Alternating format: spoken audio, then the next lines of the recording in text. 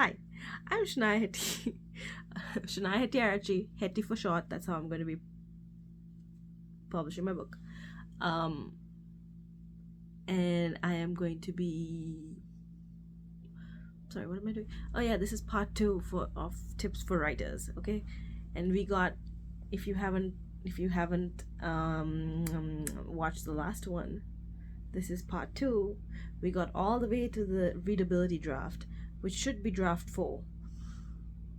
Unless I've confused myself, but it should be draft 4 that you're at, which is now the readability stage. Now you're reading through it for readability, and then you can read it back to yourself, right? You get to the point when it's draft 4 is complete, when you can read it back to yourself and the thing makes sense. English wise, not plot wise, not story wise, English wise. That part, the whole plot and the story part should be done. Okay? Done. Absolutely finished. Now you're just looking at the English. Now you're reading it. What do you do with this readable draft? You take it to Facebook or to a friend who actually reads, and then you suffer humiliation because people will say, I don't read, and they may be people in your life that you care about. I'm sorry, that's going to happen. Nothing to do with them, nothing to do with you. It's just that some people are better than others and read books.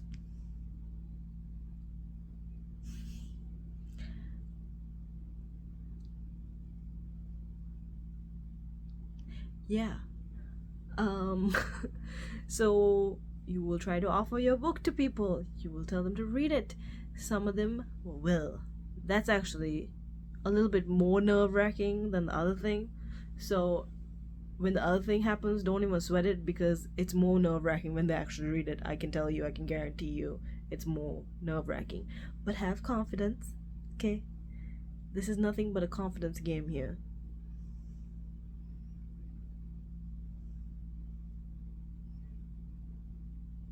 If you don't have confidence, scoop it up from somewhere. I don't know, fix it.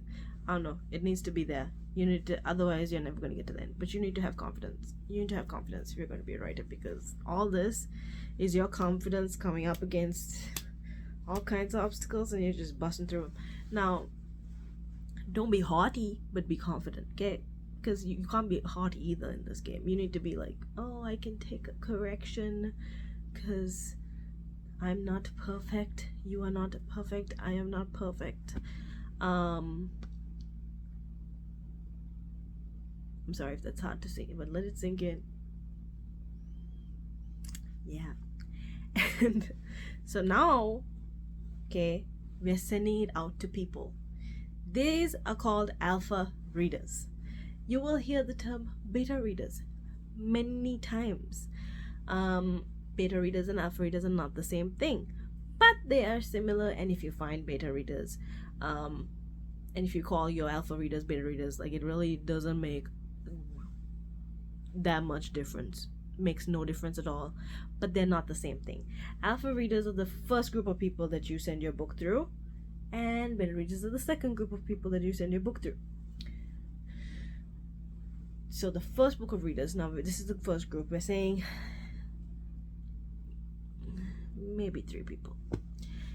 What you're doing with this first group is boosting your confidence, because your confidence needs to be boosted, okay? Because other people will reject it. There will be people who say I can't. Some people will be like, well, I'm tired, I don't have time. All that kind of, you don't have that kind of time. You already waste several months trying to write this book, so you don't have that kind of time. People don't have, if they don't have the time, that's okay. People have lives, right? The whole world does not revolve around you and me. Other people have lives. That's okay. Just clarify with them, hey, you know what? If you don't have time, I get it. I'd still like your opinion somewhere down the road, but you take your behind somewhere else where you're gonna get a more quick reaction. Now, that being said, reading a book does take time. You will probably need to set aside a couple of months for people to get back to you on that. Okay. Yeah. But remember, you've already read this stupid thing and made it readable, and your brain already hurt. So it's fine. You will be fine. You'll be happy to send it off. You will be happy. Don't worry. And then you will get it back. They will say good things. If it's good, they will say bad things. If it's bad. If it's bad, please scrap it and start again. No. No, you already spent a year. No, you do not scrap it and start again. You look at it and make it better. Make it better. If that means you go research some more, if that means you go take a side job, just for the experience of it, you do that.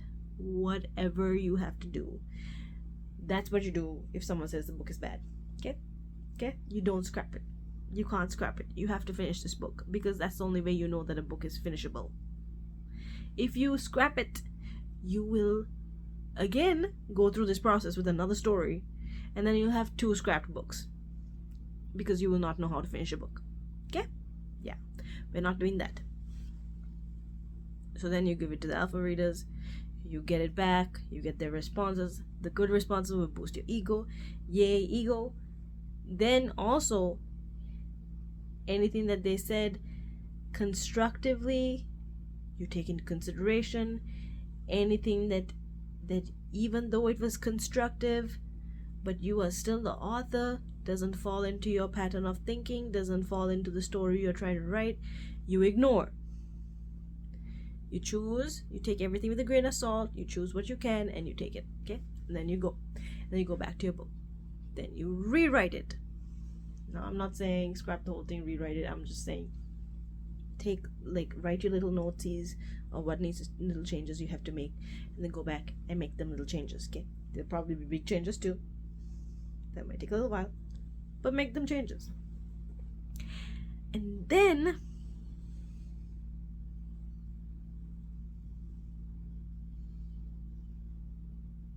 if you have the energy or like the mind calmness, you put it away for a couple of weeks. I'm just gonna say 2 weeks this time, just 2 weeks, because I know this is tiring now. And then okay, you take it back out and you try to very calmly,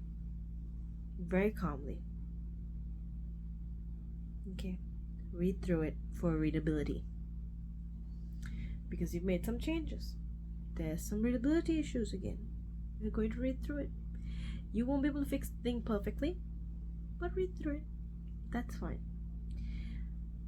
Then, now that you've changed things based on what the alpha reader said,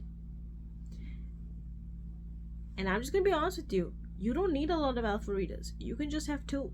You can have 3. But you need to pass it through somebody else's brain, okay? But now you've used whatever you got. No, but you need to at least have 2. But you use what you got, and you can get them on a whole bunch of different places, like social media, a whole bunch of different places. Do not ever let nobody charge you for beta reading or alpha reading. If they do charge you for that, that's illegal. No, it's not illegal, but they really shouldn't be doing that. Worst case scenario, if you need an alpha reader, you can definitely email me. I'll take a look at it if I can. I'll let you know if I can, but I will read it for you for free, because that's what writers need the most, is other writers to read things for them. Yeah. I feel like this is where you guys are, but then I keep looking here, but I don't really know what I'm doing anymore, so because I'm looking at my own reflection. So I'm sorry if this is irritating. Please tell me if it is. Furthermore, now you fix things based on the alpha readers, you set it aside for 2 weeks, and now what are you gonna do? Set it to beta readers. Try, okay? Actually, have beta readers be a whole You can double dip with alpha readers and beta readers, you can, but I would have a couple of people who are not your alpha readers, just so you have a fresh reaction to your story, um, or your book, or your nonfiction, or whatever it is that you're writing.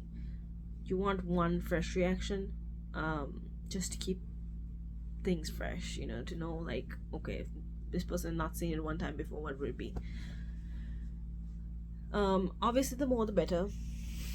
And then, of course, you wait for their replies. This could take forever. They might have lives too. They might have things happening to them too. And how inconvenient is that? But that is life. So, yeah. And you wait. Some of these people might fall off, not send you no reply.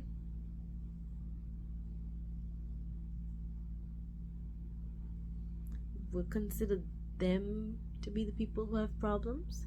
And you are going to move on. Okay? And you're going to find somebody else who's going to beta read for you.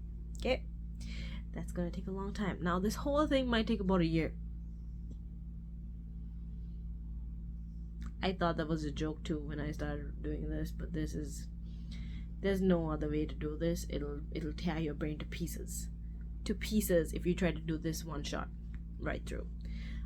You need to live too. Okay? Now, if you are done with all this, you're done. Oh, yay, done. Beta readers. And then they send it back. And then you read it again. You read all the replies. And you consider how much effort it took you to get here. And you consider the effort that they put into reading it and giving you these replies. And then you make whatever last changes you think are valid from what they have suggested.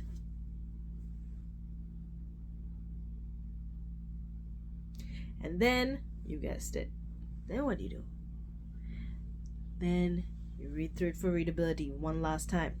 And now, you can't even see the book no more because you've read it so many times and it's like blurring up in your face. Okay, now you go look for agents if you're trying to be a traditionally published author. Look for some agents. Okay, I'll do a whole different video on that. Yeah, I did do that. Wasn't fun, but you can do that, and people have had success with it. It's succeedable, okay? But it is something that you have to do. Get as many agents on the list as you can, and then start sending your book out. Now, if you want to be a self-published author, which is what I'm trying to do, you look for an editor.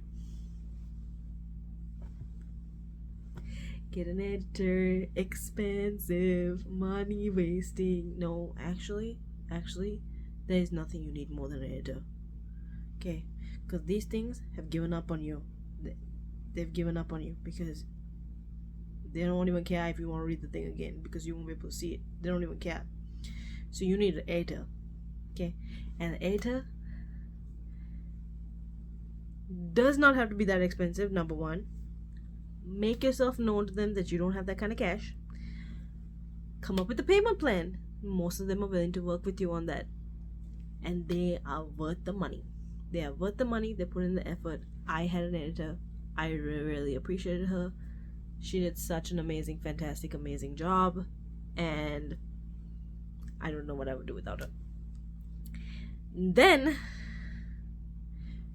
you look for if you're traditionally published, you get an agent, hopefully, and then you go to the publishers, and from that into the big stores and the big store names and all the other contracts and problems that you will have along the way there, which is a whole different video. And then if you are self-published, you will eventually self-publish on a few different platforms. That's another video there. But yay, that's how you write a book, and that's how you publish one book. I will elaborate on everything if you want me to later.